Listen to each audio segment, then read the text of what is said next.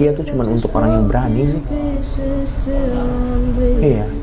Kalau ada bahasa Latin ya gue lupa. Intinya favor bold the brave. Keberanian itu adalah sebuah langkah yang harus kita ambil kalau kita pengen bahagia. Contoh, kita ada di sebuah lingkungan yang toksik. Perlu keberanian untuk bilang stop, gue nggak mau lagi bergaul sama lo, gue mau keluar dari sini.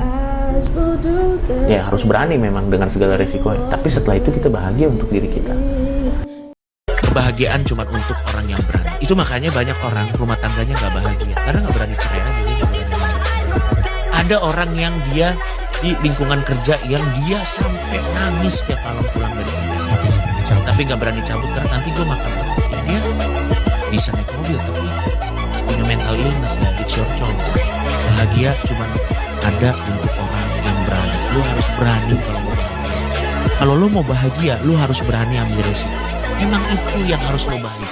Dan satu lagi, bahagia tidak sederhana. Fuck it. Coki Pardede, siapa yang gak kenal sama orang satu ini yang kerjanya cuma nyari sensasi sama mengukir prestasi dengan hal yang fatal. Walau begitu ada satu ucapan yang dia sampai sekarang, ada satu ucapan dia yang sampai sekarang gue ingat dan itu bener banget. Ini bisa diterapkan untuk diri sendiri, bahkan negara sekalipun.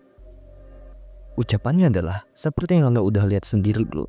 Awalnya gue pikir masa sih, terus dia kasih contoh keluar dari toxic relationship, keluar dari pekerjaan yang membuat lo menderita. Begitu gue dengar itu, oh iya bener juga sih ya, karena banyak orang yang menderita hanya karena gak berani untuk mengambil langkah untuk membahagiakan dirinya sendiri. Setelah gue dengar itu, otak gue langsung memprogram bahwa kalau mau bahagia harus berani.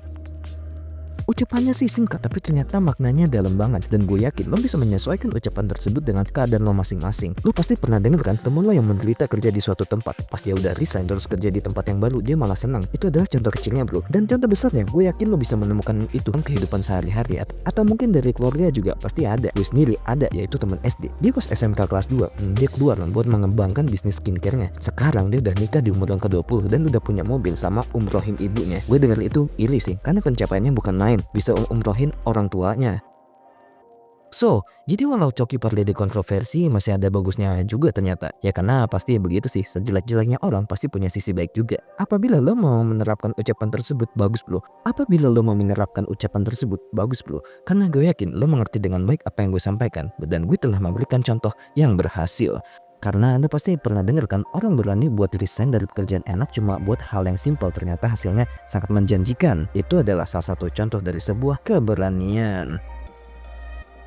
Nisi Fortes, homines praesen mundi. Ora, et labora.